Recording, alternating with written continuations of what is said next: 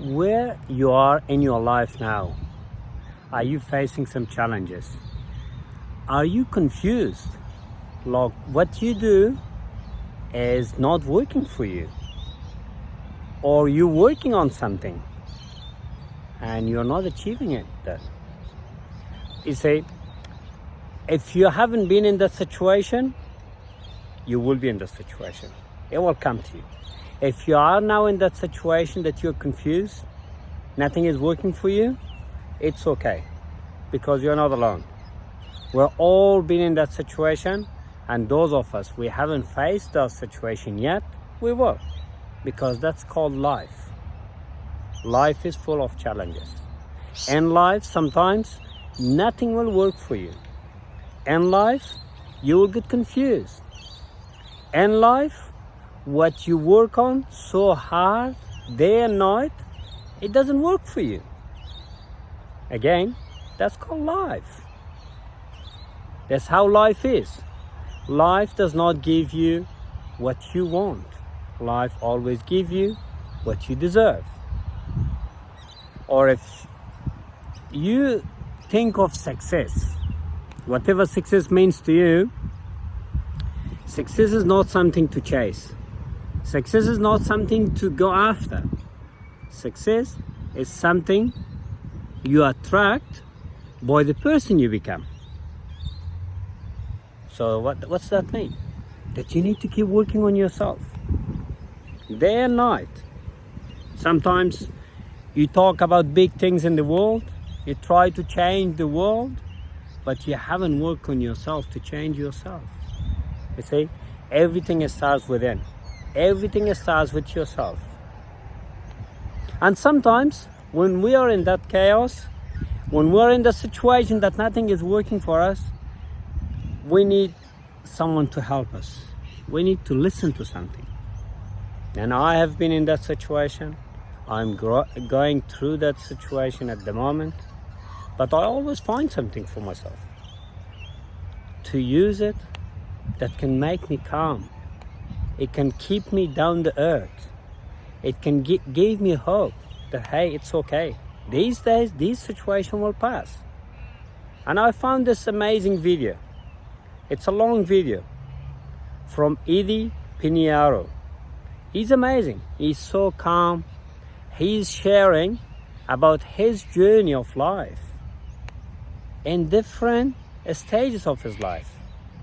I have been listening to his video in the past few months, and it's helping me. I go for a walk, I'm sitting at home and relax, and I want to listen to something, I listen to it. Sometimes listening to the music, listening to someone who have been through those situations, it will help you enormously. And I decided to share his video here with you, because the worst thing about that video that I'm watching and listening is too many commercials, too many ads on it, and it's so annoying. But sharing it here in my channel, it will be without any commercial, and you will benefit from it very well. Stay strong, keep going, never ever give up. As I mentioned those words, the situations in life, you're not alone. And at the end of my video, I will share that, and make sure to listen to it. Whenever you don't feel good, whenever things are not working for you, whenever you're going through some life challenges, if you listen to that, it will give you hope, it will motivate you, and it will make you to not to stop, not to give up. I hope this video helps you, because it has been very helpful for me and for my team. All the best, stay strong, keep going, and let's go together and listen to Eddie's video. It is so calming, and it's give you so much energy. All the best. The hard thing brought me through hell, but also to that which exists on the other side. The hard thing prompted me to question and doubt, but also provided the pieces I used to build my confidence little by little. It made me ask the tough questions, the ones maybe I didn't want to hear the answer to, but also gave me the power to transform those answers I didn't like. The hard thing meant forfeiting being the expert in my world in exchange for the role of student in a foreign arena. Gave me new ladders to climb, new possibilities to reach for. It showed that true growth requires a willingness to be the beginner. It took some people out of my arms, my circle, my work, and in some cases my life altogether, but always seemed to open the door to those souls better aligned, those conducive to the journey and the process. Let's remember what the hard thing is. Beyond the pain, because we all know it does bring that. Beyond the challenges, because there are certainly many. Beyond all that exists the hope and the change and the promise. Robert Frost says the best way out is always through. Through because it's the chaos, the haze, the darkness of night that shapes us. It's in being broken that we learn to rebuild our world with the pieces, and perhaps most importantly, we learn that such a rebuilding process is possible to begin with, that the now is not mandatory or permanent. The hard thing, as it turns out, is nothing more than a transaction. Turbulence for the view above the clouds, fear in the moment for confidence in the future.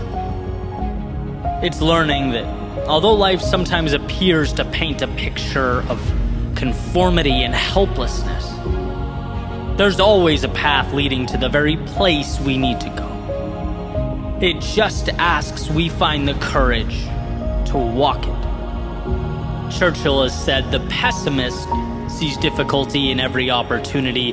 The optimist sees opportunity in every difficulty. And this beautiful message rings true. Because from the difficulty is the advantage. And sure, our first instinct is to see the problem. Our eyes tend to initially fixate on that which is unfortunate. But beyond that is where we get the most incredible things life provides, as if one is removing the shell or outer layer in order to get to the nutrients in the center, the ingredients required for growth, the pieces necessary to experience life at its fullest. And so we must be reminded that those opportunities, they're not rare, they're not reserved for everyone but you. They just tend to disguise themselves as the things we're most inclined to disregard or walk by. But if one finds the courage to move into them, through them, if one can see the difficulty not as a deterrent but as a bargain, they'll be given everything on the other side. Reality is not changed with a magic wand or the granting of a wish. It's from staring down the hard thing and moving directly into it, one little step at a time.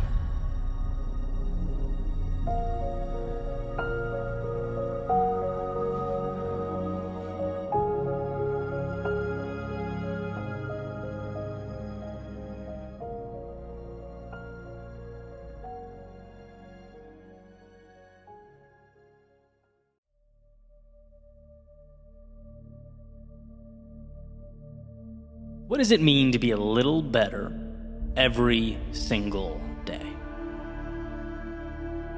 James Clear has noted that if each day you improve by only 1%, you'll be a full 37 times better in a year. That's an almost unfathomable number. Unbelievable transformation. Imagine being 37 times better at what it is you're looking to improve on. 37 times more efficient or skilled. All because of a 1% per day commitment. Almost sounds too good to be true. Here's the catch though, 1% doesn't seem like much. Which is good, one might think. That should make it easier. Well, sort of. The easier and more seemingly trivial something is to accomplish, the easier it is to dismiss it as well.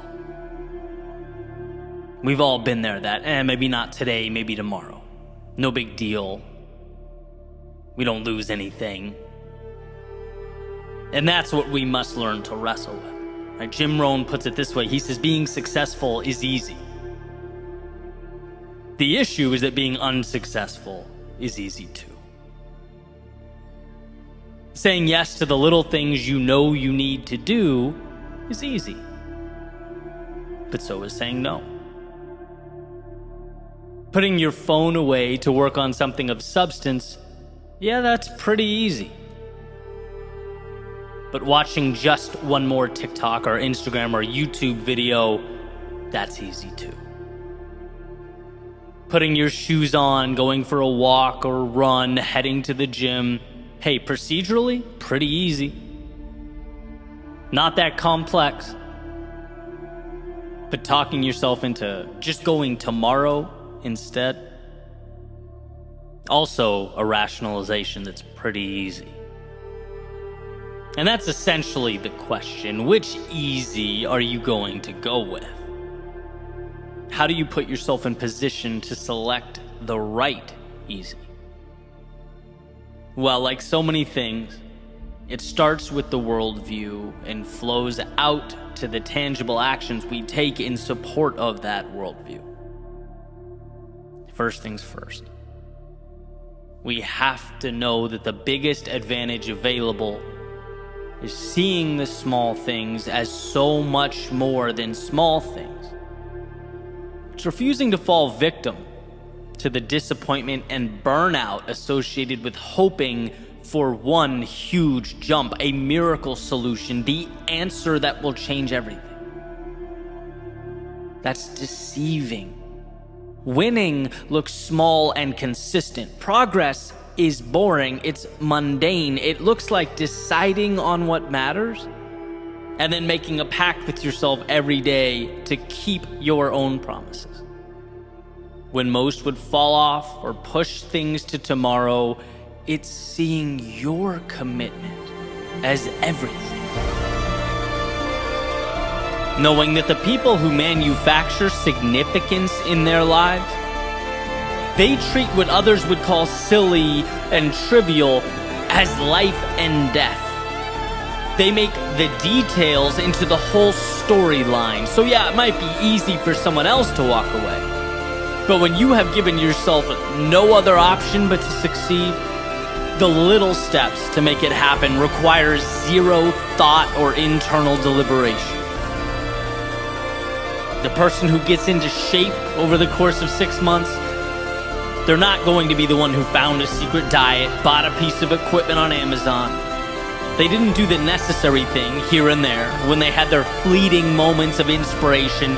No, they made better, consistent decisions. No to the soda, yes to the water, no to the alarm, yes to the run, no to the Netflix, and yes to the gym. Both options were easy in the moments in which they arose. But each time only one option mattered. And that's what it's about. Tying the prolonged gratification to something that means the world to you, where each step is not just a step, but one step closer to the moon. So no, it's certainly not that a can of Coke or dessert or the day off will kill you. But flip the narrative. It's that when you do stay true to your mission and the promises you make to yourself, you get something so much more back. It's not, oh, what will I lose by skipping this 1%? No, in a world where excellence compounds, it's look what I am becoming. And this decision is an investment too good to pass up. And every decision to move forward, to embrace the things that align with your true north, is a nod to that future self.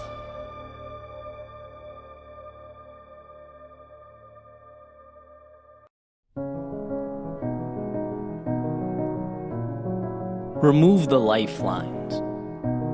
Eliminate plans B, C, and D. Let the curtains close and the lights dim. See, the beginning of something new requires the ending of something current. So make life propel you into chapter 2. Let the door slam and lock behind you. Throw away the key. With the boats burned and turning back off the table, we have to make it work. We have to figure it out. Well, how, we might ask, with only these pieces, with only this circumstance, with only these resources? Well, it's funny how when walking away is no longer a possibility, so many other possibilities are born. When we're stuck between the wall and our demons, we roll up our sleeves and do that which we have been, let's face it, running from. We fight. We become proactive. We take initiative. It was always there. We just never had to. So if you can't do it on your own, make life make you. Because the bottom line is there are new horizons that await your arrival. They are always there. But they require you to make the trip, to look out over the vastness of what's before you and convince yourself that what's ahead can become your new normal. And oh, how I wish we weren't biologically preconditioned to preserve, to stay safe, to stay the same. How I wish we weren't constantly being pulled to stay right where we are. Our minds, they love it here. With the rest of the world, the change, the hope, the progress, all on the other side of that window. All outside, all foreign to us. You don't need any of that, it'll tell you. Or maybe, after you conjure up a little courage, it might compromise. It might say, fine, it's worth a try, put one foot out the door, but don't forget you can always come back to me. You can always retreat. It's warm here, safe here, it's predictable here.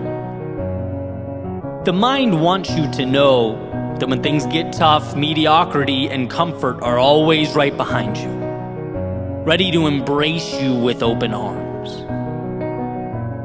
And it's for this reason that those boats must be burned, that the door must be locked, and that chapter must be closed. The journey before you, it's going to be difficult. There's no question about that. Anything of value brings difficulty. And when faced with the adversity, the only way to defeat it is to know there is only one way. One option available to you, and that one option is forward. It's through. There is no backwards or compromise. There is no safety. Not if you want from life that which is extraordinary. Not if you want the things we covet, dream of. Whether they're interpersonal, financial, career-oriented, health-related, maybe you just know in your soul that right now ain't it. Any move to something better will present to you its obstacles. And my advice, if it's what you really want, is to have decided before you started that there is no other way. There's no negotiating with yourself.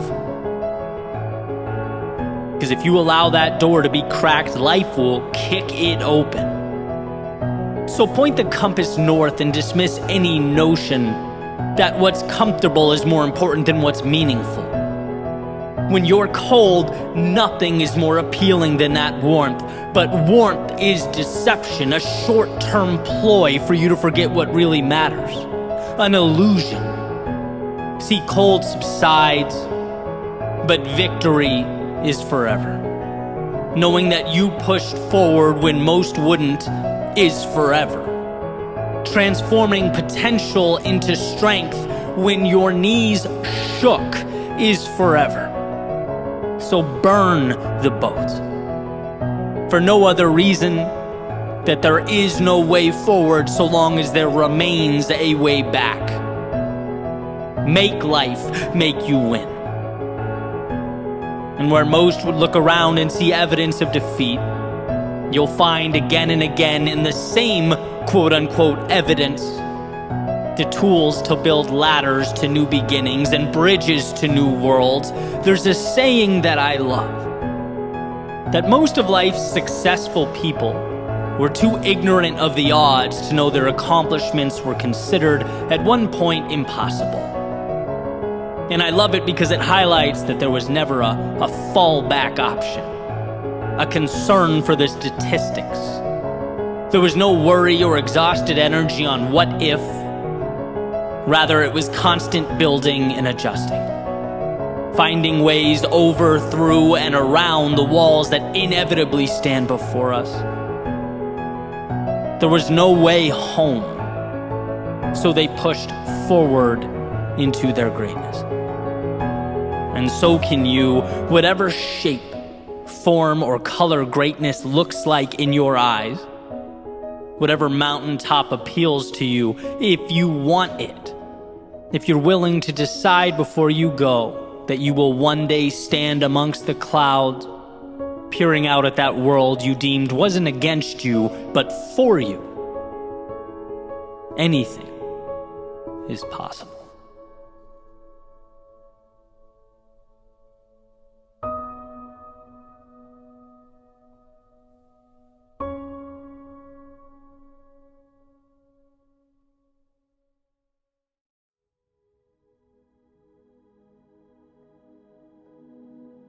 There's an old idea that once you've started, you're halfway there.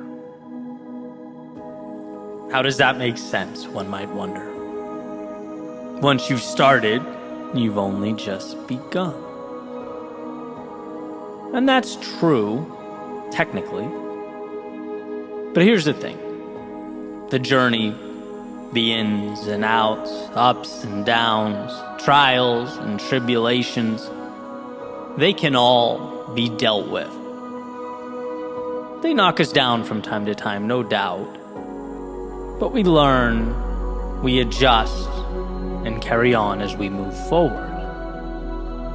Most success stories, they're crushed, not because of that adversity along the way, but because they never begin. They never take shape or materialize. We can't make them real in our heads. We can't convince ourselves that they'll ever be anything other than fiction. We think that's for someone else. We look around and assume that reality is different than my reality. And overcoming this mental constraint is always the most challenging step. And that saying, the one I continuously find myself coming back to, human beings always follow through on who they believe themselves to be, continues to be true. If you don't believe you're worthy of something, its pursuit is lost before it began. So while the mind tries to paint pictures of how scary that road is ahead, how it's too different or big or complex, understand that should you move forward, you'll find all that complexity can be broken down one day, one situation, one little step at a time. The only real demon here is the possibility of inaction because you couldn't make yourself believe it. You couldn't see yourself at the top of that mountain. And so, the front door was never opened. Emerson says, hitch your wagon to a star. A beautiful reminder that that star is proof your dreams are real. And only as real as the conviction with which you move towards them. Green light your own glory, your own contentment. Because contrary to what we might think, no one comes up and bestows that upon us. To live life fully is a decision. Decision, Latin root words, cut off. It's removing and abandoning your restraint in order to be more authentically you. In order that you'll give yourself permission to chase down that which makes you feel alive and soak up all that aligns with your heart and soul. Once you start, you're halfway there. And oh, that first step, often perceived as the beginning, but in actuality a point few ever give themselves the luxury of experiencing. Step 1, believe it's possible. Step 2, believe you're worthy. Step 3, go. Everything else works itself out. You're capable of dancing through life's chaos, of managing the world's unknowns. So know that, understand that, but most importantly, be one of the few who gives themselves permission to experience that. And it starts now.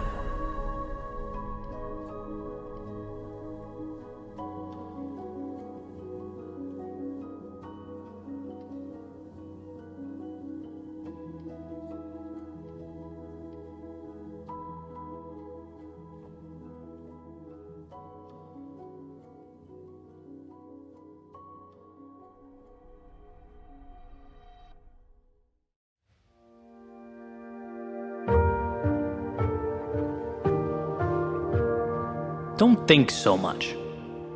You might overlook the obvious. You might see past all that you've achieved.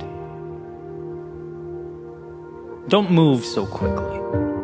You might overstep the moment. You might miss all the beauty you're creating. One can wake up, get dressed, walk out the door thinking that they're on their way to a someday achievable, brilliant finale, and simultaneously fail to understand the miracle of the now. It's in what you're doing now, who you're helping now, what you're becoming now. Your miracle is now. And you can't see your impact because it materializes behind you as your back is to it and you step toward those distant horizons. There's a direct link between always wanting to be better and never feeling like you're good enough. If you don't properly compartmentalize the two, you'll always be chasing something you can't obtain while you walk right by the brilliance you're piecing together in real time. That carrot just outside of reach for the runner on the treadmill. And I'm not saying your goals and aspirations aren't incredible.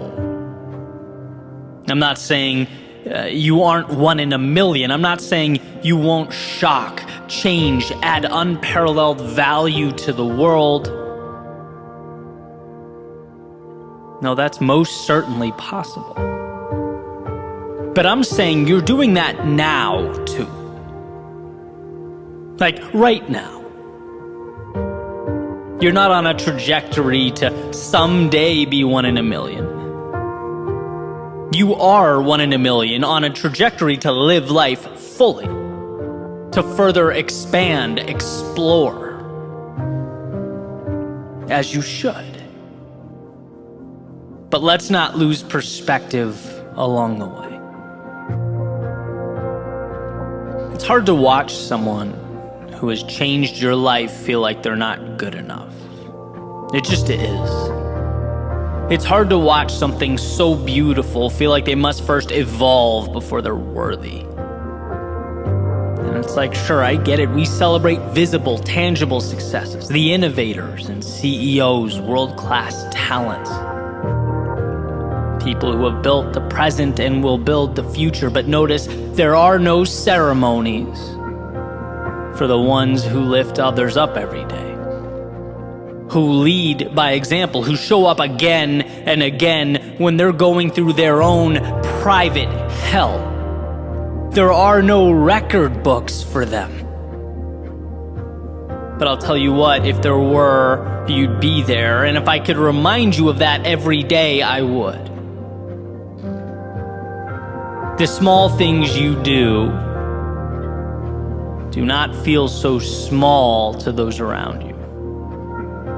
In fact, your mere existence changed my life, and I know I'm not alone, not even close to alone. It's a tough world we live in. Tough enough to bring even the strongest amongst us to our knees.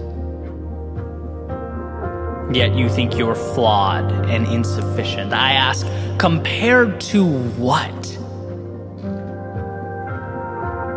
A lot of people would have folded a long time ago. Wouldn't be fighting for a dream or standing for anything. A lot of people wouldn't be giving so much of themselves. Again, I continuously run into this question. Why is it that the ones who are changing the world, not with their social media follower count, but with their actions, so often fail to see their own value? Perhaps they're using the wrong measuring sticks. Maybe their sights are set so high they don't realize all that they're making better along the way. Maybe they don't know that every soul they light up puts in motion a ripple effect, an exponential value add. But if you just lift your head up and look around, you would see quite the ripple effect. You would see quite the chain reaction. You would see that you are not just working towards change, you are actively embodying it. Don't be the only one who can't see that. Why do I say this? Why spend the time? Well, because one, I think it's not something we say enough. The ones who truly change us or make our lives better need to be told that. There's just something tragic about keeping it to ourselves. And two, because you don't give yourself enough credit. You're blind to the path you've traveled and the dragons you've slayed. I couldn't believe my ears when you apologized for being weak. Weak? Weak is retreating. Weak is being selfish. Weak is forfeiting your gifts. Those descriptors are antithetical to who you are. And sure, we all slip into them once in a while. We're human beings. We all endure our valleys of despair. But to fight with everything you have on your way back up, that is not weakness. That's courage. I think our definitions might be crossed here.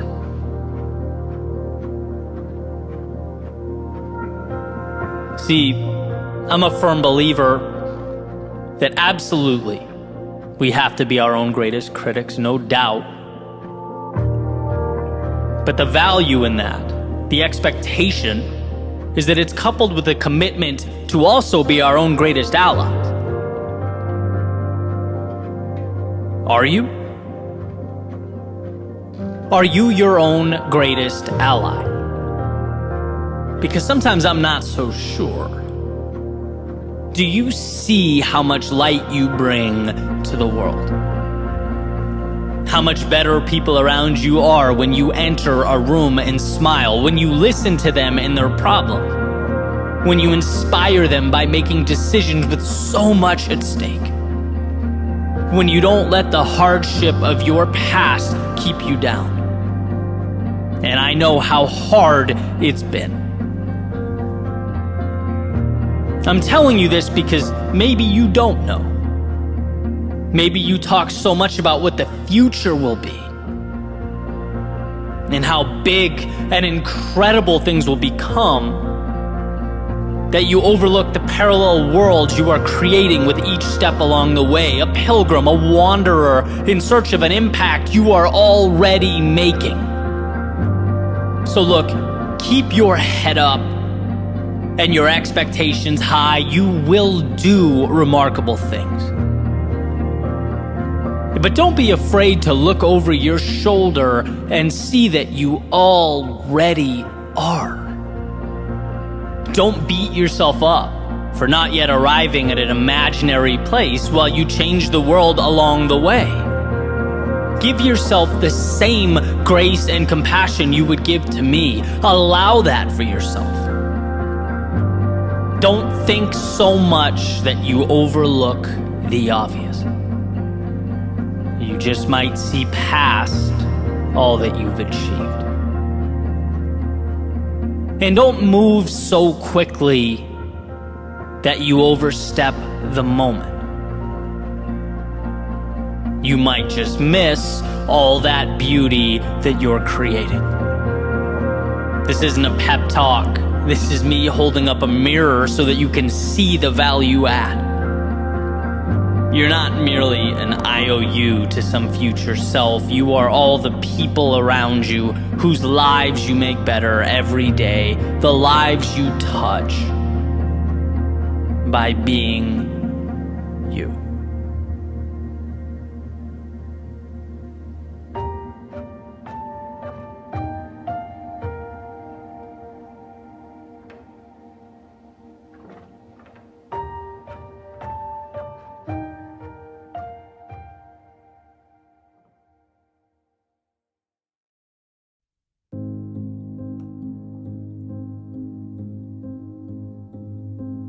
The world, it needs you. But it needs the real you. Not the one with the mask, looking to blend in. Nor the one making all those concessions to avoid being left out.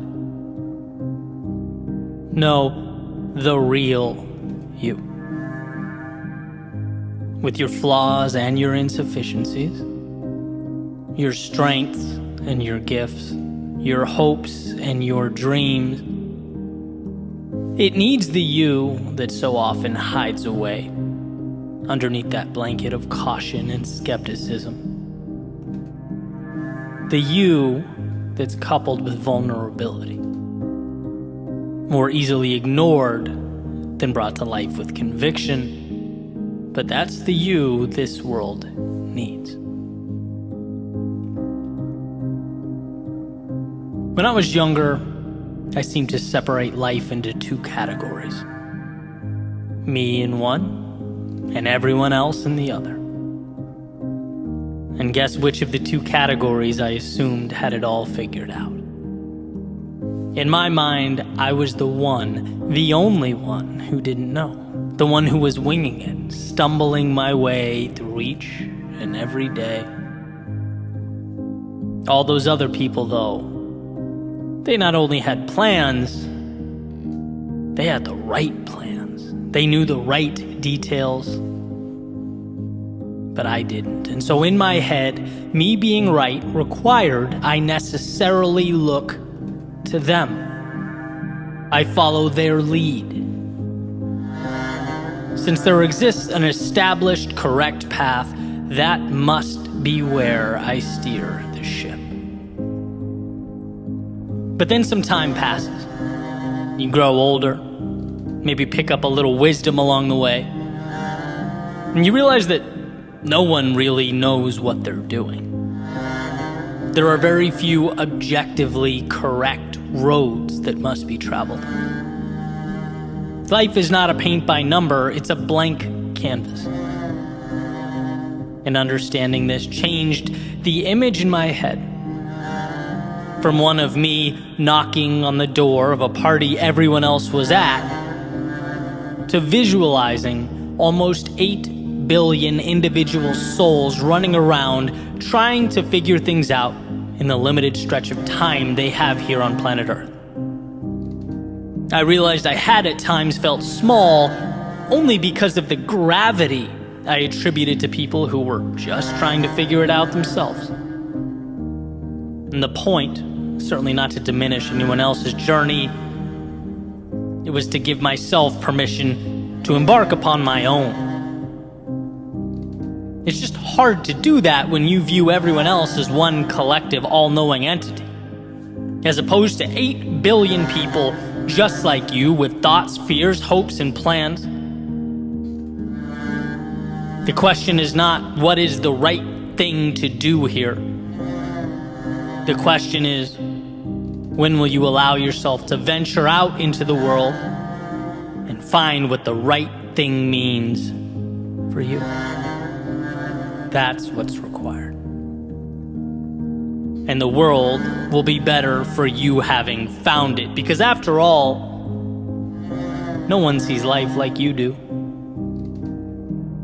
No one has the background or worldview. The universe has conspired to put you as you are here now. Almost an impossible occurrence in and of itself. How easy that is to forget. We were born on the summit, yet the inclination, for some reason, is to keep our eyes closed. No, open them. Take it all in. Allow the view to propel you forward. The world needs you. It needs you with your mistakes that have helped you evolve into the person you could never have been without them. It needs you with your worries and your fears. Conquering them will be pivotal in your evolution. It needs you with your flaws and blemishes. How else would life convince you that the things that make you different are the same things that make you strong? It doesn't matter how many people tell you or try to explain to you the magnitude of what's at your feet. Life does not begin until you allow yourself to start living. Until you realize that yesterday does not define you. And the categories in which you've placed yourself, they're transitory. The past is not the reason you can or can't begin again. It's not who you are forever. No, it's the advantage you now possess as you move forward, should you choose to move forward. It's in realizing you are bound by nothing that you free yourself. And for the one wondering, why does it matter what I think? Why should I start or try or risk anything? Why should I pick up the brush and start painting on that canvas before me? Well, because that step is where it all begins. The meaning, the purpose, it's all predicated upon our willingness to pick that brush up and start painting. You ask, what's the point? The point is everything. One detail at a time, we dismantle our previously held notions about what life is supposed to be, and finally start living one that matters. No one's masterpiece will look like yours. No one's depiction of life will follow the same parameters you've etched onto that canvas. In fact, there are people that will be changed forever because you chose to live your life fully. There are lives of those around you that will be transformed because you picked up the brush.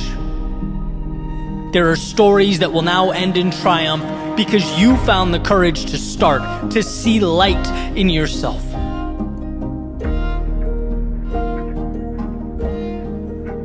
You being fulfilled and the world being better off, they're not two different things.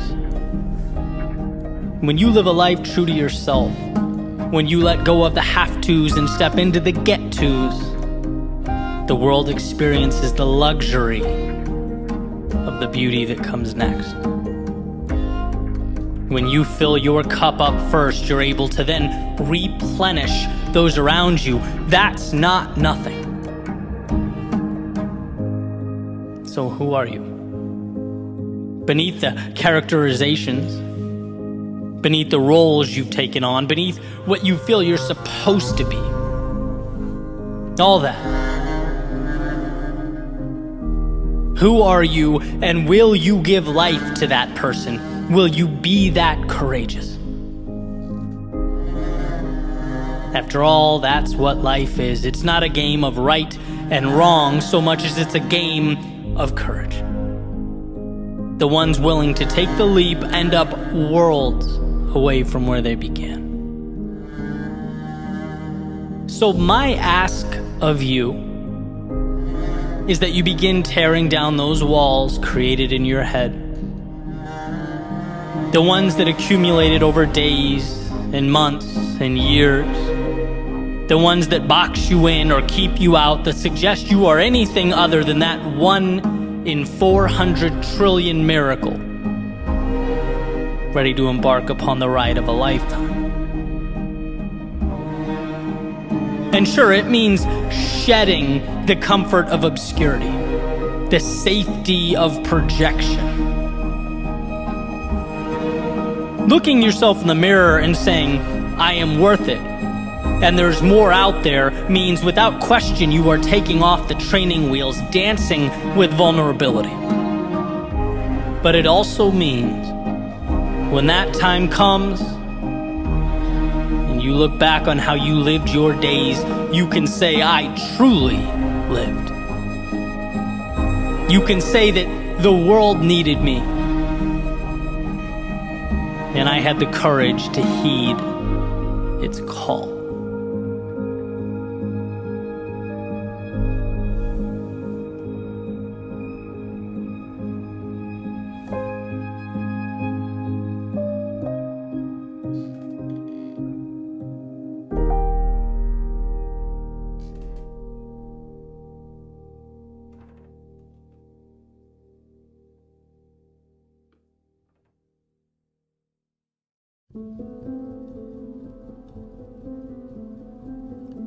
We are, in some ways, helpless to what occurs around us.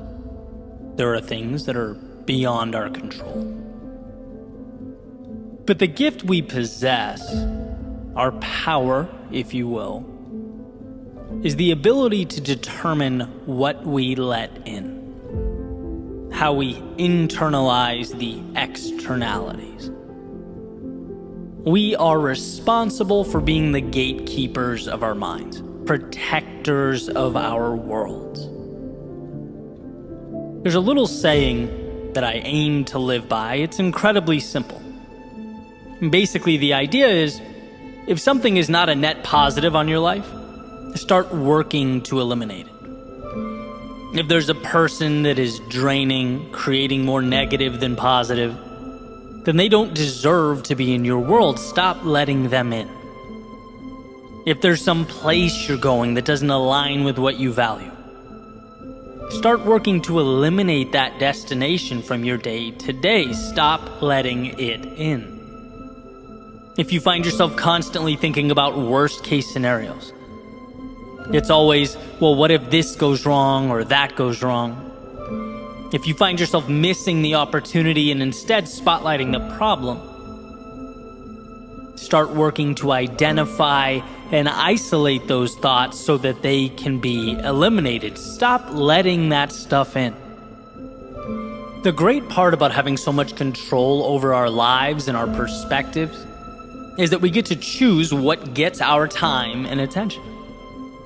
The tough part, though, and it is tough, is that it means we also have to ask ourselves questions that perhaps we don't want to ask. We have to be honest with ourselves. Like truly honest, and the reality is sometimes it hurts to do that. To ask, how am I contributing to this pain, this struggle? What am I letting in that needs to be kept outside the gate from now on? And what we often find is that the answers are there. The opportunity is there, sometimes even in plain view. But our attention is often diverted from it and instead allocated to the things that don't even serve us or align with who we are. We've habitualized finding the problems and not the solutions. And I can list examples of this over the course of my life all day, right? Epiphanies where I realized I needed to defend the thoughts that enter my mind and better cultivate a world where I can succeed, where I can be happy.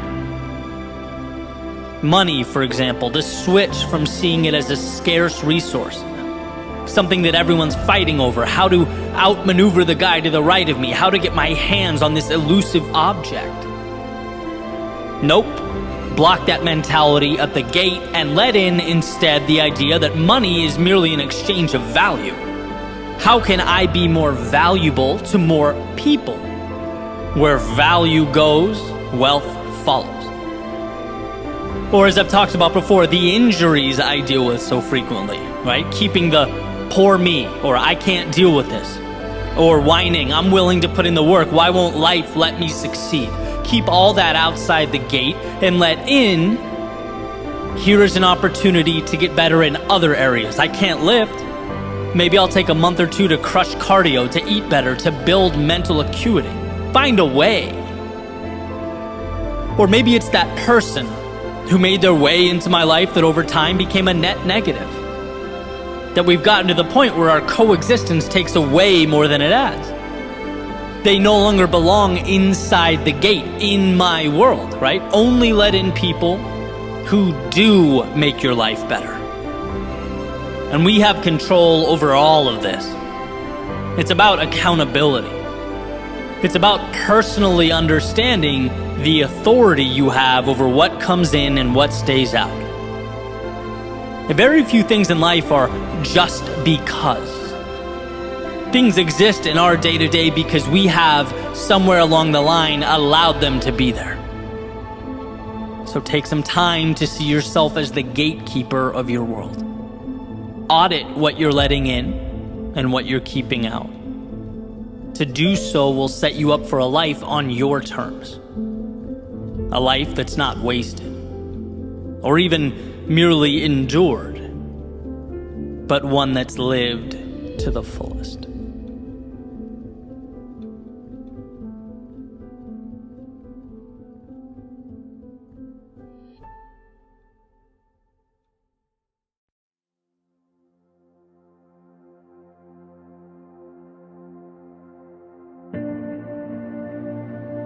There's something to the idea or act of stepping out of the limelight to work on yourself.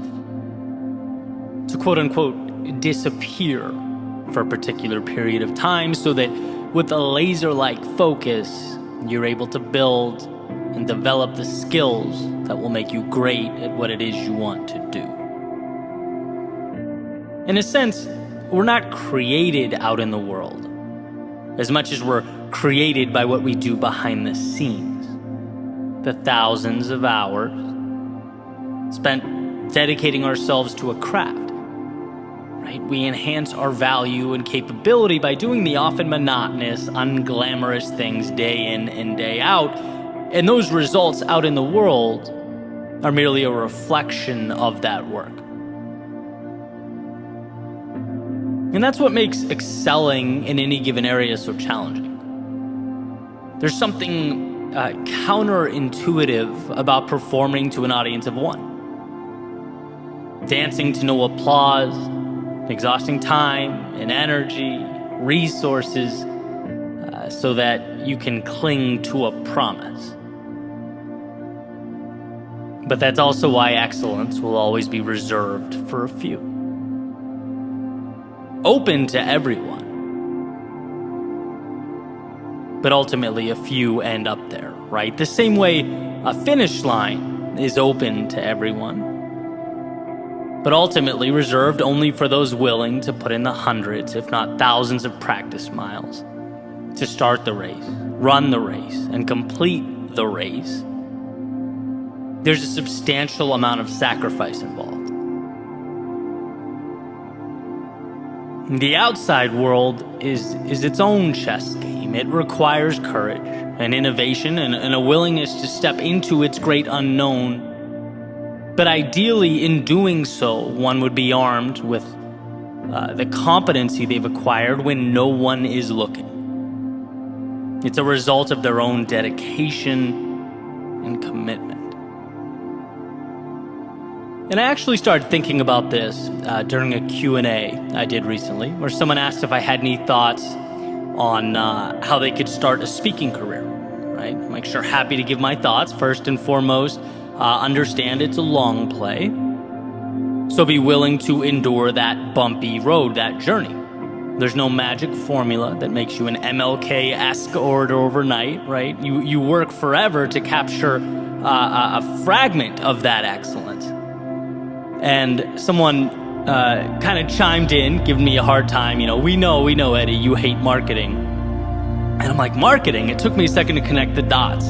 How is this related? And the light bulb went off, and I kind of laughed because I do bash marketing quite a bit. And I think what they were getting to is I'm always talking about the long game, right? I'm always talking about working on yourself, the back end, the deep work, chiseling yourself into something that's unique, authentically you, extraordinary in its own right.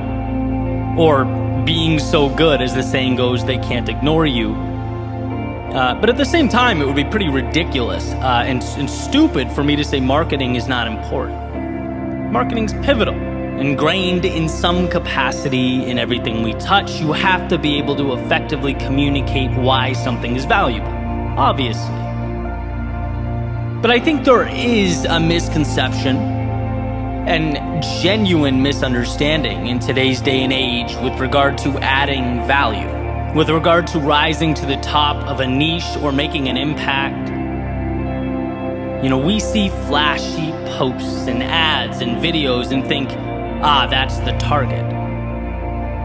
But that's just the mechanism for communication. That's the bullhorn. That's not the value add.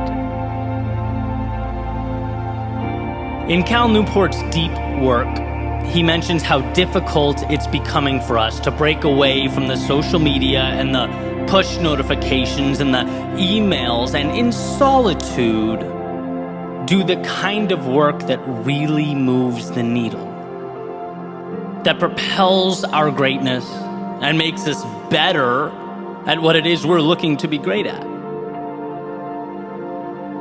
We officially exist in a world of distraction, where perhaps the greatest challenge now is, how do we disconnect? How do we turn off? How do we slip into a state of deep work so that we can grow as people? And then sure, you market that competency once it's acquired. But the goal is not to be a society screaming into a void trying to sell boxes of air. We simply can't afford to leave substance behind. Value is ultimately what makes the world go round, and it's created, again, outside of the limelight. And look, there's going to be some bias to my approach based on the path that I chose to take. This has worked for me, so I stand by it. I advocate for it. And surely there are some very talented people that disagree with me, and that's great. But I've always had the arrow pointed at what I want to do, what I want all this to mean at 45 years old, 55 years old. And right now, looking back, it's all the hours I spent writing in solitude, or giving speeches to a wall in a studio apartment, recording and re-recording, adjusting my approach. It's reps, reps, reps. That, to me, is what matters now. That's what I'm most thankful for. And some time has passed, and as I transition into a new phase now, sure, I can get help and start blasting posts all over social media. That's easy. But the important thing is that I have a foundation to stand on. The posts are not the product, the craft is the product. And I want everyone to at least, whether they agree with me or not, understand that distinction. The million-dollar question, the differentiator is, what is your value add? If you can ask yourself that, right? What is the one thing I want to be the best in the world at? Where is my North Star? And then spend every day, at least some time every day, chipping away at that, you'll be unstoppable. But truly chipping away. Not feeling the need to share every detail with an audience or capture every second of what you're building behind the scenes. No, turn the cameras off, breathe, focus. Be private for at least a portion of your day. I think you'll find in that space this beautiful opportunity to reflect and build and step into an evolved version of yourself. Don't be scared to disappear and come back better equipped. Don't be hesitant to go work on yourself.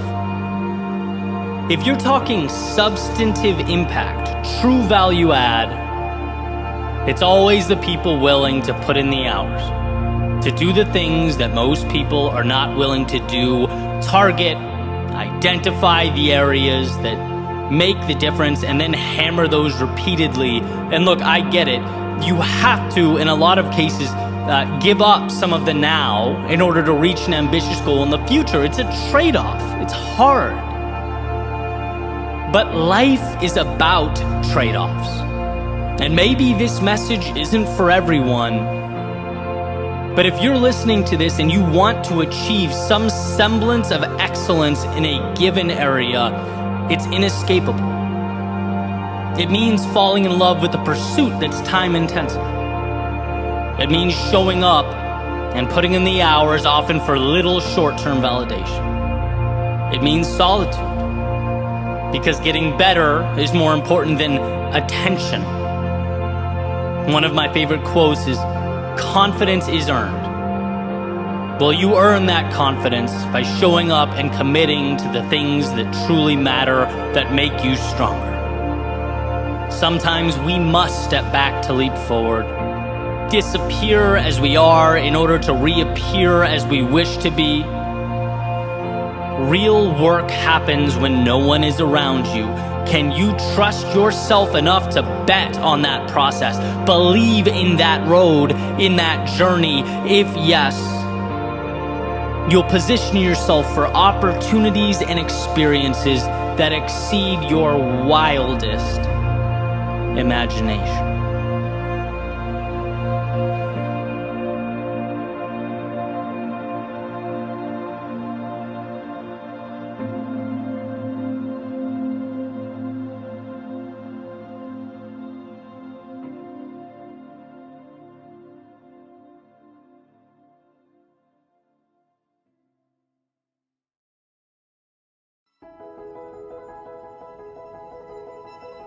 Standing on that ledge, staring out at what we know we need to do, at the moment we least want to do it, well, that's where the future is shaped. When procrastination feels like the answer, or avoidance the optimal choice, where does one draw their strength? They say routine is a powerful tool in this fight, and I believe that. When something becomes habit or part of the process, instilled in the day-to-day, there's just simply less room for negotiation. We show up with our eyes on the prize. But here's the thing, we are human. There's simply going to be days when the world pushes back. Life is a game of complexity. It's unpredictable. You want to talk about the good days? Fine. It's easy to show up when we're feeling good. And thankfully, those days outnumber the others, right? Creating the bulk of our consistency, 10,000 hours. But not all of them. I mean, life is about momentum. Myself, after coming off a pretty terrible weekend for a variety of reasons, I found myself on that ledge again. When the alternative route made itself known, where it felt mighty tempting to call it off, take a break where my worldview had come into question. I had to ask myself, who are you? Really? It's easy to rationalize walking away in these moments. In his book, The War of Art, Stephen Pressfield says, our job in life is not to shape ourselves into some ideal we imagine we ought to be, but to find out who we already are and become it. Well, who would have known how much goes into that process of becoming? How committed we have to be to the road before us, and not only when it's sunny, but when the skies are dark and gray. And how if we allow ourselves in those difficult moments to say, sometimes it's okay to wave the white flag, it's okay to walk away, then you leave the door cracked to make that same decision at any other point in time. Right? Quitting, conceding can very easily become a habit. And a habit we want to avoid at all cost. Right? I have this little rule that no matter what, I can never leave dishes in the sink overnight. Never. I treat this, arbitrary little promise to myself like it's life or death. Which, again, random, but hear me out. It's half practical, half symbolic. I know that if I say, okay, just this once, I've effectively removed the barrier separating order from chaos. If it's okay just this once, then it's okay 1,000 times. And a messy sink becomes a messy kitchen, becomes a messy house, becomes a cluttered mind. Extreme, maybe. But critical, right? Here is where the symbolism comes in. I understand how fragile that divide. How when I'm tired or have a headache or I'm busy, it's still priority. Because I want to hammer my subconscious with the understanding that I show up when it's inconvenient. That very moment when, I could easily trick myself into thinking it's small or dumb or arbitrary. It's a sink, who cares, right? That's the moment that I need to bleed into the rest of my life. And I think that's exactly it, right? The floodwaters are always looking to come in. And how many cracks until the room gives way? When you've had a few rough days, when you've lost something important to you, when you're sad or disappointed about an outcome, what then? When life calls you to exceed expectations, what then? Because the world around you will always give you evidence to support dialing it back, right? Selling yourself short, if that's the case you're looking to make. But here's the deal. Should you choose the inverse, you are strong enough to be better than you've ever been in those challenging moments. You can show up when it hurts. You can reestablish your why and carry forward even after the turbulence of yesterday. Life will never be easy. It will never all make sense. And this understanding has helped me to roll up my sleeves and continue forward. When I'm disappointed with yesterday, or overwhelmed by the conditions or landscape of the moment, when I question how much I have left. But I've found that when I look hard enough, there's always something to draw on. And that's the message of note. That's what we must show ourselves. When you're on that ledge, this can be where you're at your best. This is where you get to uncover just how deep-rooted your greatness is. This is where you set the standard and the pace for everything to come.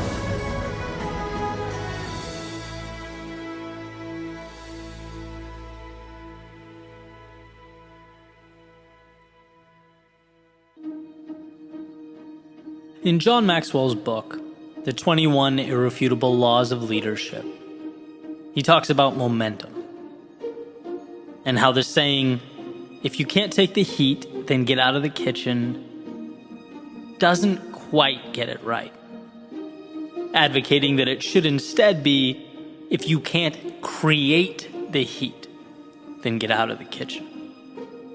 And being that we are all leaders in our own lives, I think he hits on something that none of us should overlook.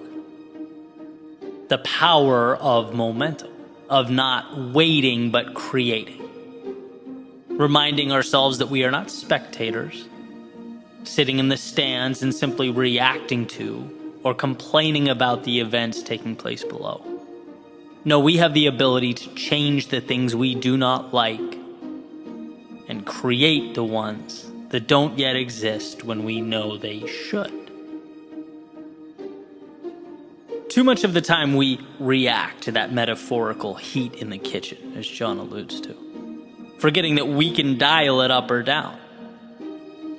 We're not only characters that have been created, we are ourselves creators.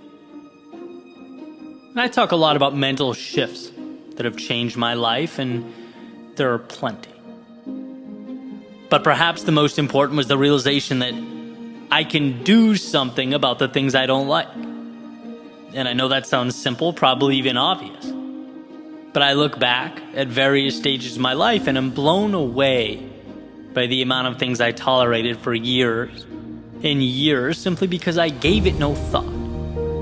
There were so many questions that I never asked, so many opportunities I never explored. Until I realized, hey, you can stop accepting those things you don't want. It's amazing the power of a simple list that was created. 2 columns. Left side, all the things that bothered me, that I wasn't happy with, or that I knew should be there that had been lacking. And then on the right column, what I'm going to do about it. Every single item. Each one. What's the step I'm going to take?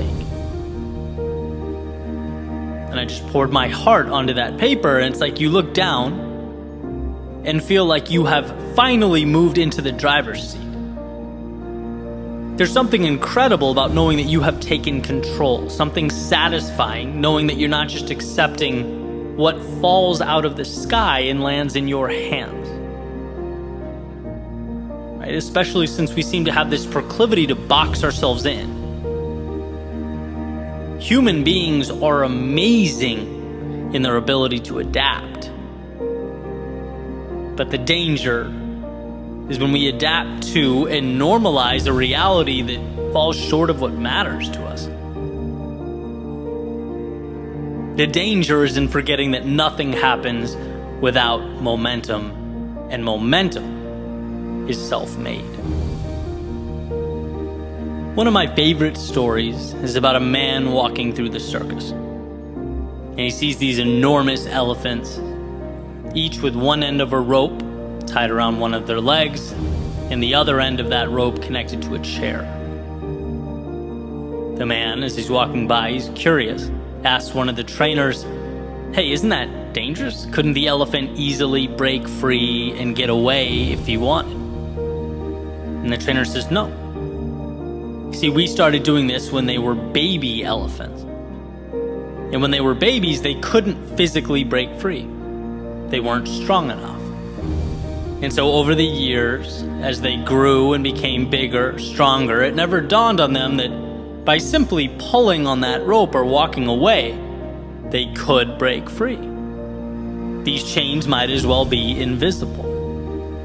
And that's what they were. Mental. The rope wasn't keeping the elephants to the chair. The elephants were keeping the elephants to the chair. And there's something there in that message for all of us. For some of us in this particular moment, maybe it's big picture.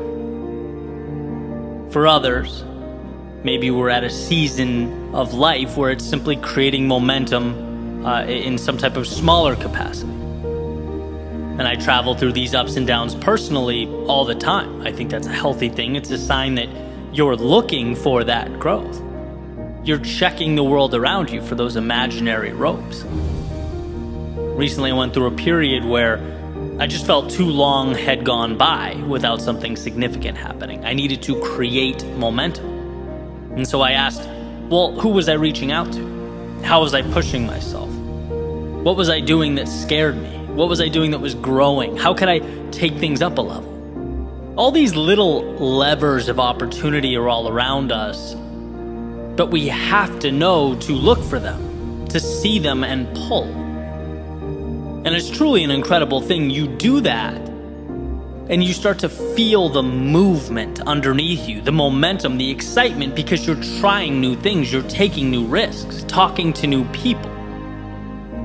And that's how that snowball grows. We have to realize that we are mighty big elephants, perpetually tied to these comically small chairs.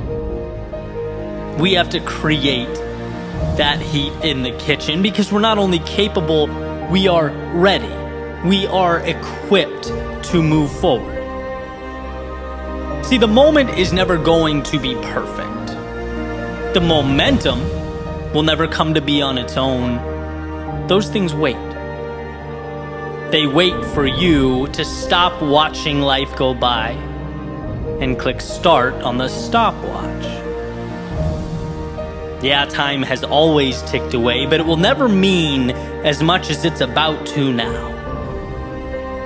Tick tock whispers the opportunity, signifying that in order to evolve, we must decide we are bold enough to go where we have not yet gone, and strong enough to leave some things behind, to choose to accept some discomfort in its impermanence instead of a regret that is forever.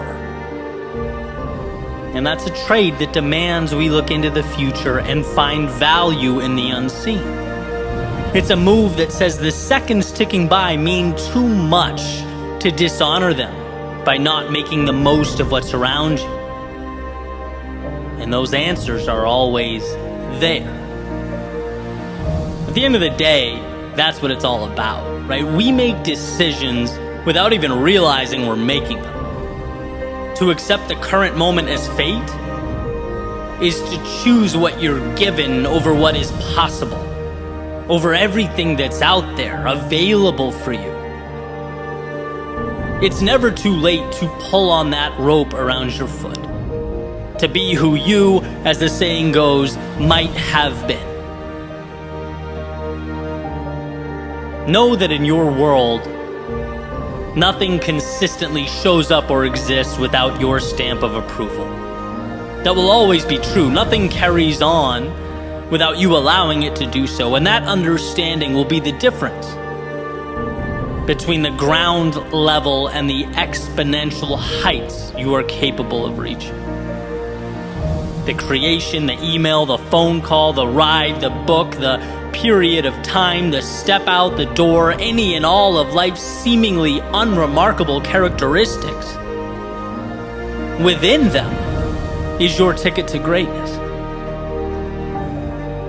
Just know that you have to be the one that winds the clock.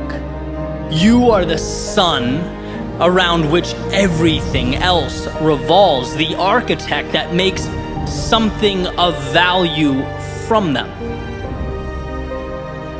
There will always be momentum where you decide there should be momentum.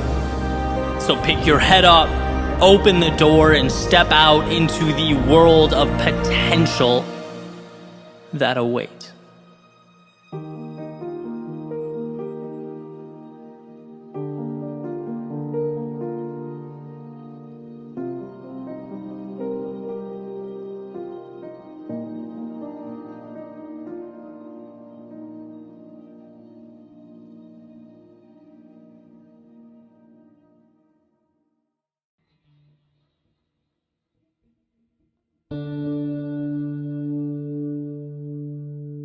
We all enjoy the prospect of perfection. And everyone has an ideal outcome. We all make plans. But very rarely do they unfold as they were drawn up. Why? Well, because life is predictably unpredictable. It's mysterious. Yet for some reason we march on toward the acquisition of a flawless existence. Scared of anything but an undamaged, untarnished, immaculate reflection staring back at us in the mirror. But in the real world, our happiness, contentment, growth, progress, they're not a product of perfection. They're built from the imperfections that we collect along the way. The trials, the tribulations. When you piece all that together like little puzzle pieces, they depict the beauty. They show the image that's always been so highly coveted. In other words, the process of rebuilding creates something more valuable than the same pieces before they were broken down, when they were untouched. In Japanese philosophy, there's a concept known as kintsugi, which is the art of repairing broken pottery with a golden lacquer. It's the idea that we don't want to hide the damage, but we want to rebuild it into something more meaningful, more valuable. Embrace the imperfect, own and cherish it. There's an old story about a tea master known as Rikyū. And he was attending a Japanese tea ceremony with one of his followers, and the follower tries to impress Rikyū by buying this fancy clay jar and making it visible during the meeting. But Rikyū never, once acknowledges it. The praise never comes. So the student, obviously upset by the lack of recognition, he pushes the jar off the counter. It falls to the floor. It breaks into a bunch of pieces. And another student ultimately repairs it using kintsugi. Right? Puts the pieces back together with a gold lacquer. And next time Rikyū attends the tea ceremony as a guest of honor, he sees the jar rebuilt and says, now it's beautiful. Now it has character. He acknowledges its value. And this story reminds us about the myth of perfection. Right? Life's not about dodging and avoiding the difficulty. It's about facing it head on. Because when we come out on the other side, we transform into something that was previously unobtainable and rise to a world beyond imagination. See, we change not by running around life's obstacles, but by running directly through them. Like a muscle being repeatedly broken down and built back up, the pain, the exhausted energy is the vehicle. The micro creates the macro. The difficult becomes the exceptional. We need the very things we're inclined to avoid. Our shortcomings, they not only precede and establish our greatness, they are our greatness. Being broken is not a tragedy, it is a step along the way. It's the beginning of something new, a launching pad, a chance to be better than you have ever been. Because look, here's the reality. If your status quo has never been shaken at its foundation, if you've never stopped and questioned the way things are, reality as it is, if you don't take risks, there will be no fragments to take and rebuild. You won't have the tools or capacity to change the world around you. And that is the thing of note. Beauty is not fearing the rebuild, it is the rebuild. It's not feeling sorry or hopeless, but hopeful. Seeing your situation for what it is, an opportunity. It is what you need, a blank canvas, your chance to make art while redrawing creative boundaries. If perfect is the goal, why take the step? Why take the chance? Why risk messing things up? It's never been about perfect. It's about picking up the pieces and rising again.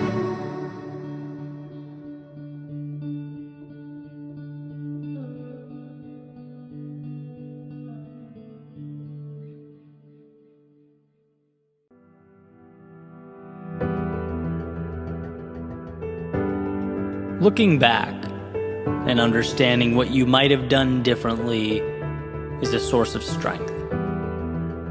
Awareness is a currency of sorts. But being sorry for yesterday, dwelling on the days gone by, that is a waste of time. See, those feelings of discontent, the emotions that rise to the surface as our minds sort through that catalog of regret. You know, the emotions that try and pull you back down into the very moment in which they occurred. If you let them lead you by the hand back into a manufactured hell, they will. And down you will go, reliving an expired pain that you can neither prevent nor do anything about. After all, it is the past. But alternatively, if we can do one of the hardest things for humans to do, which is depersonalize the occurrence, remove the emotion, and find the value, you stand face to face with an advantage in life that is exponential. Not only are you refusing to be defined or tortured by yesterday, but you're creating a framework by which you can actually use that pain to make a better right now. You're acknowledging that your mistakes are not indicative of a current reflection in the mirror. They're not metal bars keeping you closed in. They're opportunities in disguise. A friend of mine once told me, from our pain comes our purpose. From our despair comes our hope. It's from the times we got it oh so completely wrong that we can now arm ourselves with the ability to get it right. To be better and faster and stronger and wiser. The reality, or life in the big city as the saying goes, is having to fall in order to rise again. Because if nothing falls, there are no ashes from which to rebuild. We change when we've lost. We evolve when we're cornered.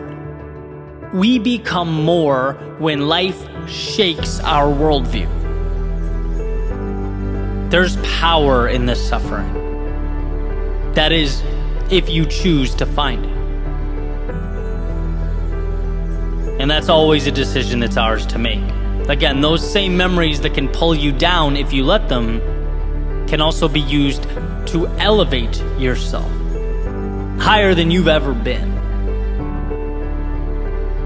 There's a saying that life is 10% what happens to you and 90% what you do about it.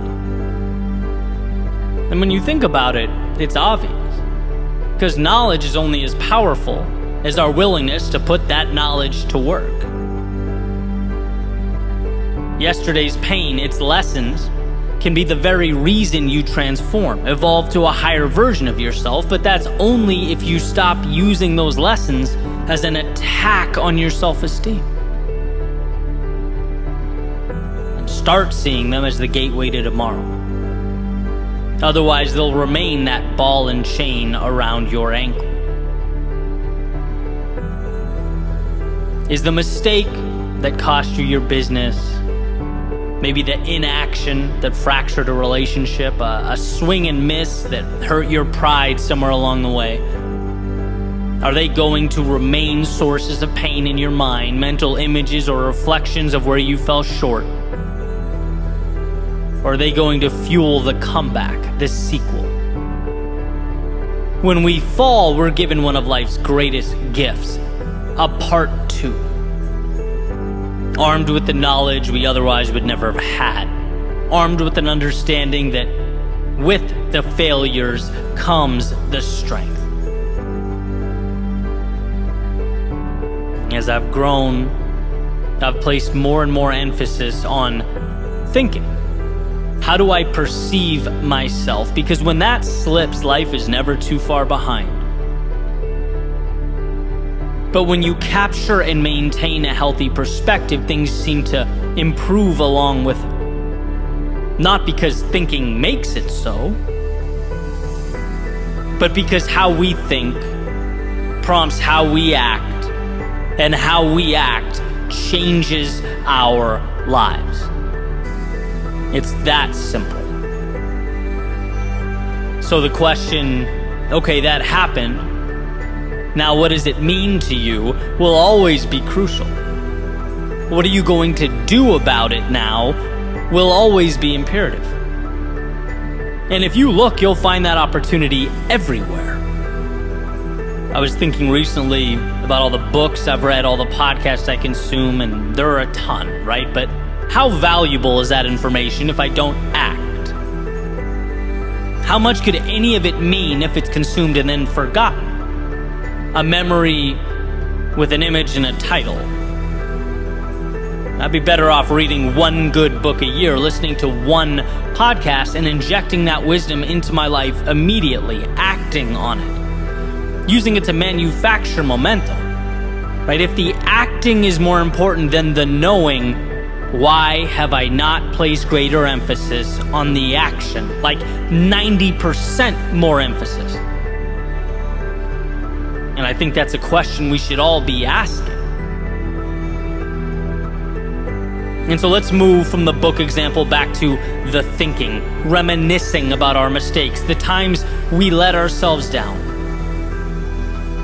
What are our memories, if not just little novels, where we, as the main characters, embark upon the hero's journey? Warriors called to something greater, leaving a previous world, facing our demons, learning about ourselves along the way.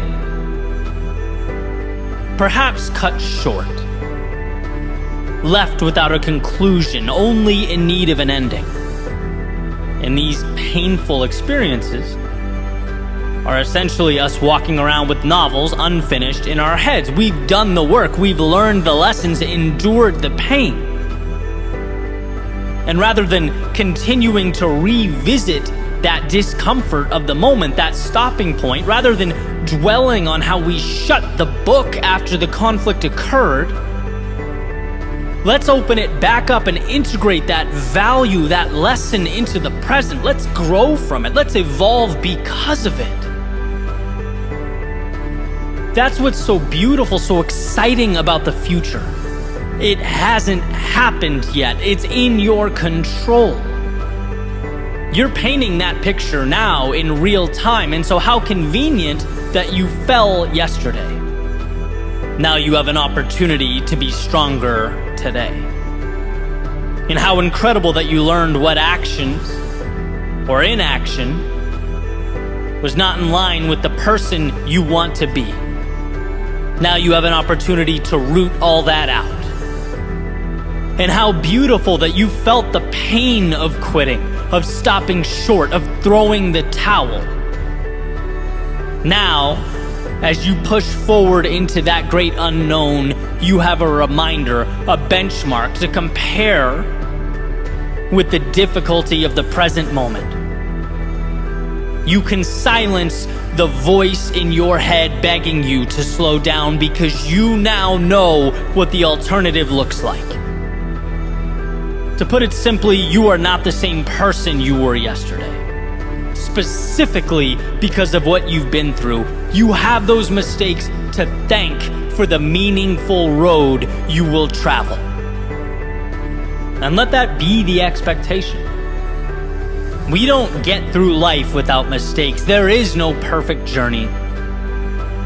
And the ones who move courageously into the future know that more than anyone. Life pushes back. The world has a say, and sometimes that means we must be humbled along the way. It means we swing and miss. It means plans fall apart. But you will prevail. Maybe not immediately, but eventually. Because you perceive the adversity as merely a cost of admission, specifically because you don't let it run loops in your mind. Rather, you extract the value and transform it into momentum. You are not your past. You are what you decide to make of your past.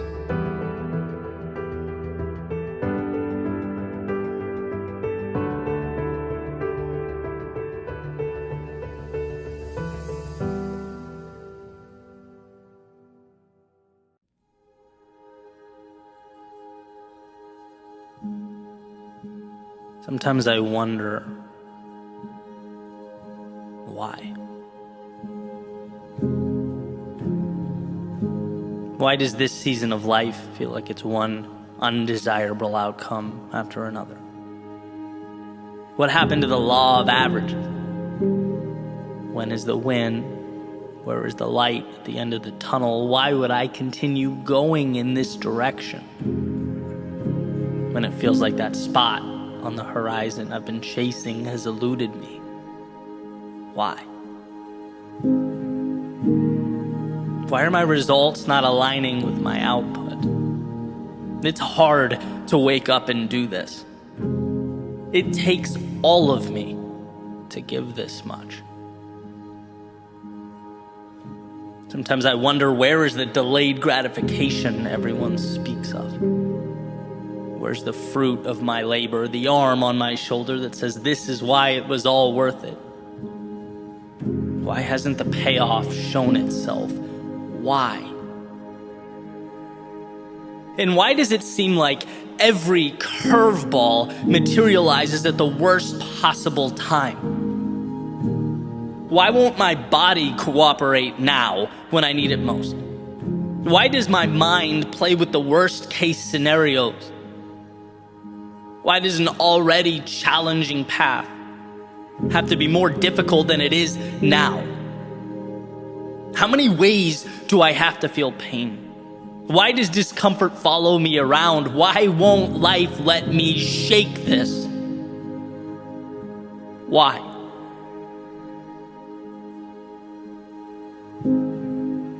Well, maybe, just maybe, it's to show you how strong you are, what you can endure. Because deep down in your soul, you know you are the 1%. Because if you can push through this, you can push through anything. And I don't know why life gives us its lessons when it does. Why the world seems to stack it on when we're at our most vulnerable. When the ground beneath us is most unstable.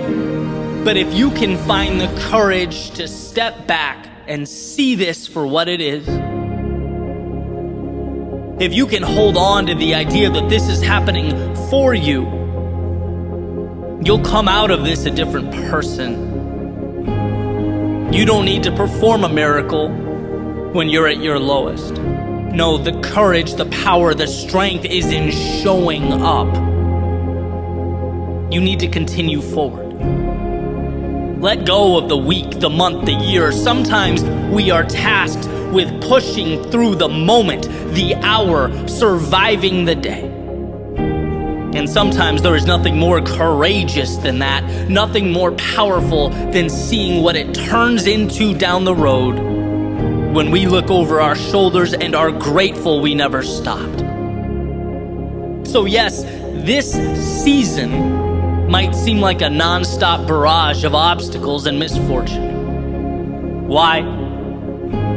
Perhaps because it's life allowing you to plant your seed now, so that when spring comes around, you are provided something you've never had before. You arrive at that spot in the horizon you've been aiming at.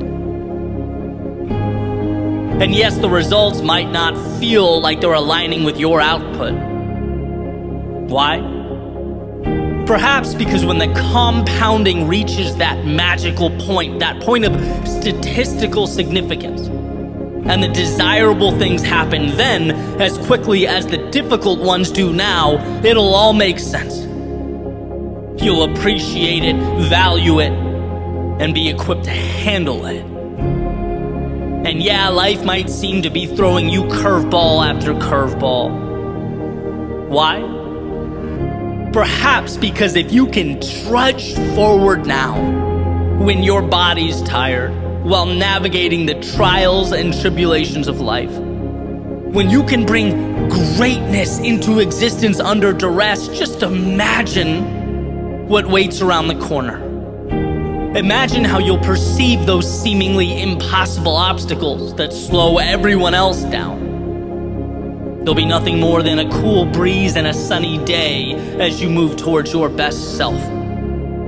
Look, it's hard to understand when we are in it. It's hard to make sense of the dark and the chaos and the hurt, but find a way to remember, no matter how hard it seems, that this life is happening for you and not to you.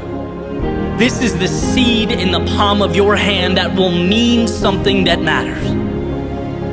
So hold on. Hold on to see that seed begin to rise from the ground. Hold on to feel the warmth of the sun. Hold on through the storms of life, they will be why.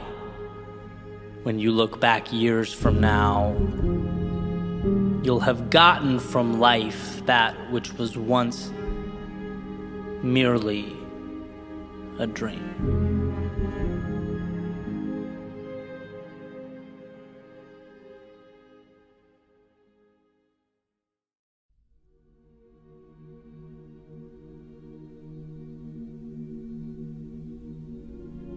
It's not about what happens to you. No one escapes adversity. No one lives free of discomfort or misfortune or struggle. No, it will always be about what you do with what happens to you.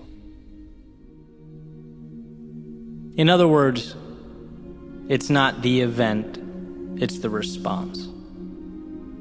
Not the obstacle, but the ability to navigate around it. Not the wave, but the ability to ride its momentum to something greater. It is not what happens to you, it is what you do about what happens to you. The famous Roman emperor and Stoic philosopher Marcus Aurelius said, "You have power over your mind, not outside events. Realize this, and you will find strength." And I think this realization comes down to the fact that there is always a way. Buried underneath it all, something powerful to leverage. But getting to the value calls for a rewiring. A change in the questions that we ask. Not, how could this happen to me?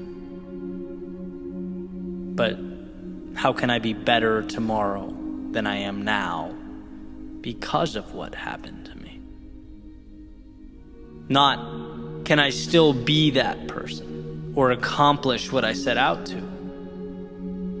But, I am that person. Now how will I adjust my path so that I get there? We're operating within a world of value, limitless opportunity. The difficulty simply pushes us to that value faster, expedites the process. It forces us to open our eyes and see that the world works for us. So you take, for example, the fear of starting something new. That fear, it doesn't have to be an endpoint or a red light indicator. Fear doesn't mean you're not qualified or prepared or equipped. It simply lets you know that you have finally acquired the courage to step out of the safety of the only world you knew and into the turbulence of growth. onto the path of something better. And where it's easy to move away from that feeling, to turn your back on the chaos and retreat to something simpler, maybe something more predictable or contained. What if you viewed the fear as the price that we all have to pay to pull the curtain back on the best things life has to offer?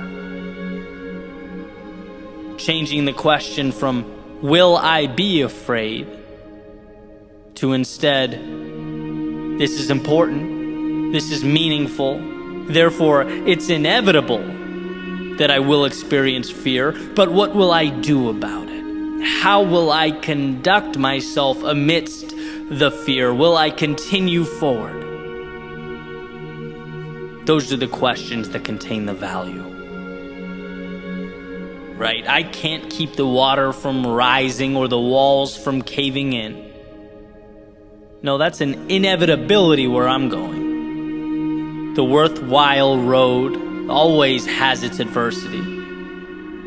But will I use that water to learn to swim? The walls to climb, to adapt and scale? What will I make of this? That's the question that becomes the difference. And sure, you could stay away. You could choose not to take the path that presents the danger and the turbulence. You could attempt to contain the world around you by simply refusing to experience it. But then, of course, you become presented with the question, why intentionally refuse to cash in a winning lottery ticket? Why diminish your gift in such a way? If it's not what you look at, it's what you see. Why see the world as an adversary? Why see yourself as less than you are? The saying goes, when you fight for your limitations, you get to keep them. You'll never exceed the person you've decided yourself to be. And yes, the world can feel intimidating. It's unknown. You in many ways can't control the characteristics that make life what it is, but you can always control you. Just like you can't control the wind, but you can adjust your sails. You can't control the tides, but you can predict and plan and execute accordingly. You control you, and that is where the power is.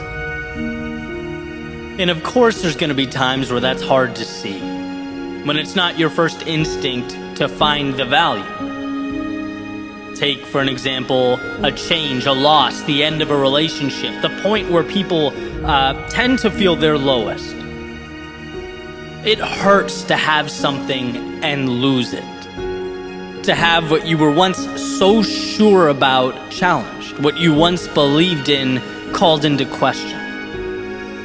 But this doesn't have to be a referendum on you as a human being, right? Sure, you made your mistakes, but you have the opportunity to dwell on them or to acknowledge them and ask the question, I know what I know now. How can I be better than I've ever been in my life? How can I position myself to get more of the good and less of the bad? Same idea, different context. When those walls feel like they're crumbling down, you have to know there is more on the other side, just beyond what the eye can see. And this isn't just an idea I play around with in my head. I make a concentrated effort to think this every time something goes wrong. When my first reaction is emotional, my first emotion is anger or frustration. It's like, take a breath, compose yourself, and start looking for the value. Because here's the truth, the world is not going to end today. There's going to be a time down the road when I look over my shoulder and right now is a distant memory. What will I have done with it? And it's the times that might have broken you that contain the greatest transformation. I like to say the greatest tragedies or the hardest times made me who I am today. The losses taught me that I had everything I needed. The failures showed me what I'm capable of enduring. The times I was let down taught me to depersonalize the shortcomings of others, but to simultaneously hedge against them. The times I was lost showed me we only discover or meet our potential when we leave the little day-to-day realities that we create. Why? Because we are in control. Not of the external, but the internal, and that ends up being a bridge to a reality that means something.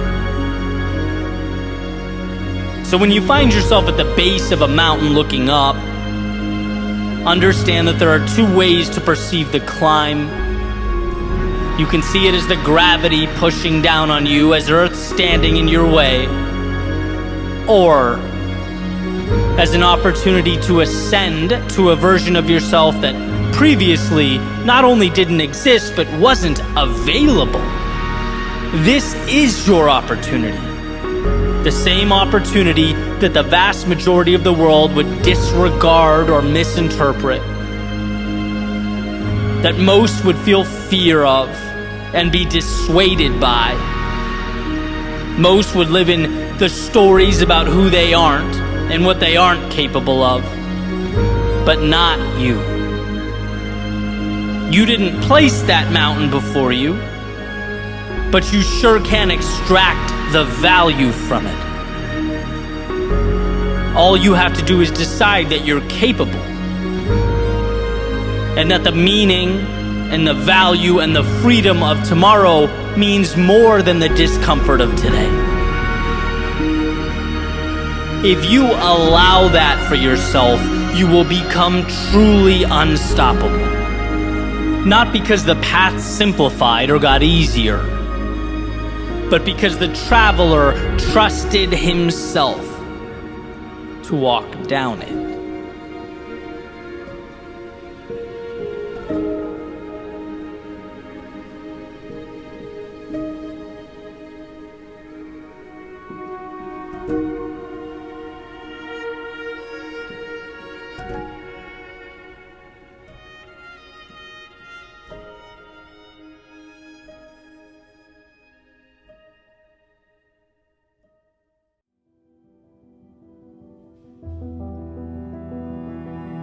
I made it part of my morning routine to go outside, have a cup of coffee, and listen to this app that gives you basically 15-minute summaries of books. Right? Kind of randomizes it for me. And this morning, the one that came on was called How to Talk to Anyone. And there was a part that really stuck out to me. Talked about being methodical about who you interact with, particularly in a social setting. The idea being that you don't need to be some type of polished politician to be able to navigate a party or work a room. And it goes into, planning. The idea, like eating before the gathering or party, so while you're there, you can focus on connecting with the people you want to connect with, getting the most out of your time there. That type of thing makes sense. But the line or the way it was summed up that really got me was, in that situation, be the chooser, not the choice. Pretty powerful framing there, right? Think about how often when we don't ask ourselves what an ideal ending is, what we want, and we simply show up and go with the flow, we're actually forfeiting our ability to shape the outcome of the evening. It's instead going to be shaped by the people who do have a preference and act accordingly. In other words, we're willingly signing up to be a part of their plan. We're signing on to be the choice and not, as the passage says, the chooser. Like so many things, you can take a single idea or concept from one area and point it at something else, right? It applies across the board. How many places in our lives are we just going along without any visualized outcome or goal? In what areas are we showing up to the metaphorical gathering with no ideal outcome in mind, hoping the right people come to us?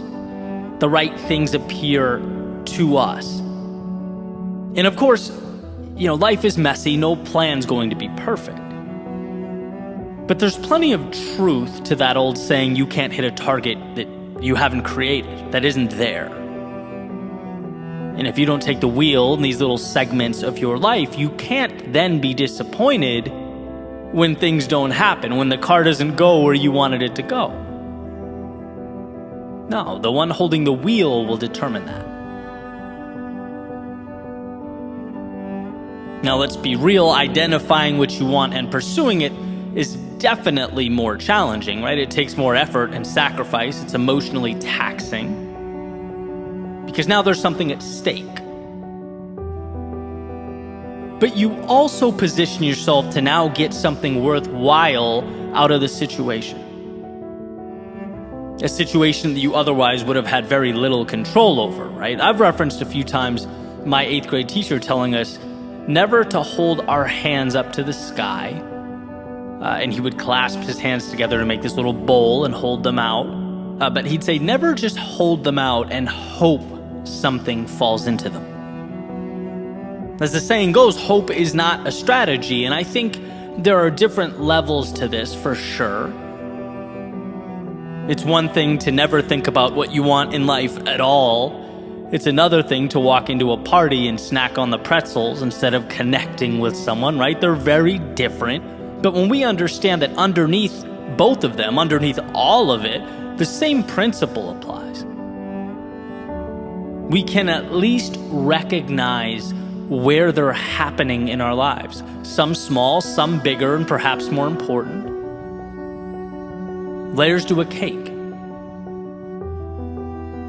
But why wouldn't it always be beneficial to ask yourself, 1, what matters, and 2, what can I do to bring me closer to what matters? At least then you're cognizant. I think often the greatest opportunities lost are lost simply because we're not aware of them, right? So if we make ourselves aware and we miss the opportunity, let's make sure we missed it because we looked it in the eye and chose no. We met that additional layer of resistance and still said no thank you, right? There's intentionality to it. I remember reading Darren Hardy's book, The Compound Effect, and he's someone that is apparently incredibly meticulous about everything he does, to the point where he would write out a description for his future significant other. Like if it were a dream world, the exact person he was hoping to spend the rest of his life with. From her eye color, hair, what she enjoyed doing, all that stuff. And, it goes to show you the difference a few years can make. The first time I read that, I thought, well, that's way too extreme. I skipped right over it. Now I look at that and I'm like, yeah, he's just creating an ideal so that in the real, tangible world, he can put himself in the best position to attract that person. He's creating a goal. Otherwise, what's the alternative? You just kind of walk around and hope, someone appears around a corner someday who aligns with you and what you want and your interests, and it's rolling dice. There are just too many variables in life to constantly be wishing or crossing your fingers, leaving things up to chance or fate. There has to be some general sense of direction. And I've had this kind of miniature epiphany in many aspects of my life. For example, business, I've been asked, well, what do you want it to look like the next 5 years? It used to be, 5 years is a long time away. Do I really need to know? And it's like, if you don't know, then what are you doing today? You just repeating what you've always done? Are you acting randomly and hoping it takes you somewhere that will make you happy down the road? No, you have a vision, and as Bezos has said, you hold the vision and you continually adjust the process. Again, life is messy, things will change 5 million times, and that's okay, but there's a better chance good things will happen to you if you identify what they are and seek them out. Even smaller example, Boston, my home, I lived there, I love the people there. But 5 years ago, I was at a point where my work was remote, my team was remote. So rather than simply endure, November to June every year, I asked myself, well, what's my ideal lifestyle like? What if I design around that? Why not move somewhere that really excites me?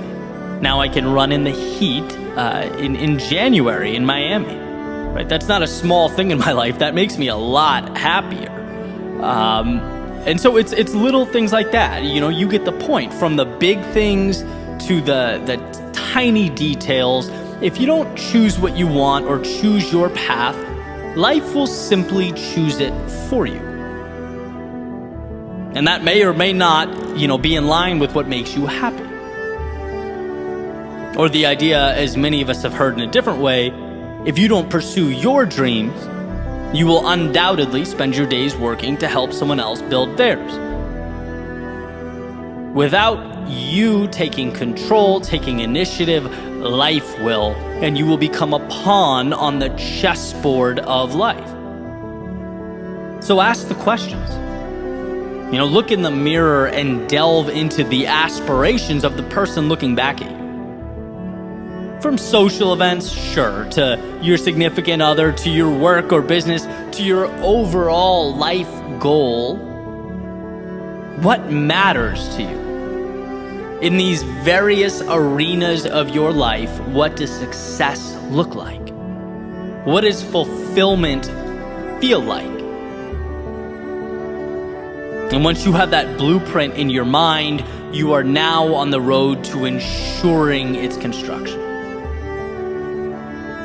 The construction not of a world you were given, but of a world you chose.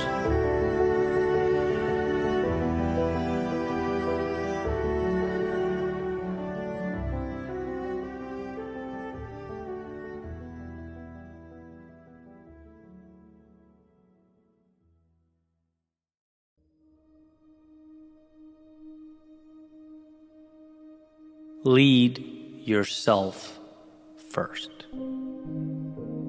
Before we can influence, before we can ever persuade or change anything externally, we have to first lead ourselves. And that means delivering on the promises we make to ourselves. It means showing up when we tell ourselves we're going to show up. It means putting ourselves in an environment conducive to growth. There's an old metaphor from Wayne Dyer about an orange, where he essentially says that it doesn't matter what you do to an orange. It doesn't matter how hard you squeeze it, or how many you have, or how you manipulate it. Grapefruit juice will never come out of an orange. Right? Only orange juice can be emitted, and similarly, we can never give or contribute what we do not have inside ourselves. We can't expect our lives to look like anything other than a culmination of the tiny actions, steps, and decisions we make on a daily basis. The external world is a product of the internal world. And the internal world is not realized until we learn to rule over ourselves and our lives with conviction. You can break this down in many different ways. Right? Jocko Willink says discipline equals freedom. John Maxwell talks about a leadership lid, where success levels can never exceed leadership capability. And sure, it applies to teams, but it also applies to self-leadership. Are you searching for and committing to the little hinges in your life that, as W. Clement Stone says, swing big doors, that make the difference? Are you taking responsibility for your shortcomings like leaders do? Are you learning to trust yourself? Are you seeing past the trap of perfection and committing to progress? Are you taking the little things seriously? Because at the end of the day, all things are comprised of little things and only little things. The bottom line is that we master nothing until we master ourselves. Trust ourselves. The bottom line is that we win when we lead ourselves. Hold ourselves accountable for the little things that matter, even when it hurts or we're tired. even though no one's going to come up and reprimand us for falling short. Right? There are often no visible consequences when we let ourselves down, so let's manufacture that urgency. If you promised yourself you'd get up when that alarm clock goes off, it becomes no longer optional. If you promised yourself you'd go down the road that scares you, it becomes no longer one road of many, it is now the only road. Even though it may be scary or intimidating, it's the darkness that must be confronted. You are more powerful than you know, you are more capable than you understand, but you must lead yourself to your potential. Those little things matter. And so while the temptation is to brush them off as insignificant, while the rest of the world ebbs and flows through life like jellyfish with the tide, your superpower will be to see, harness, and multiply those little decisions like they are gold. Your strength is that when it's easier to run, you'll be the one that instead stands up and leads yourself to greatness.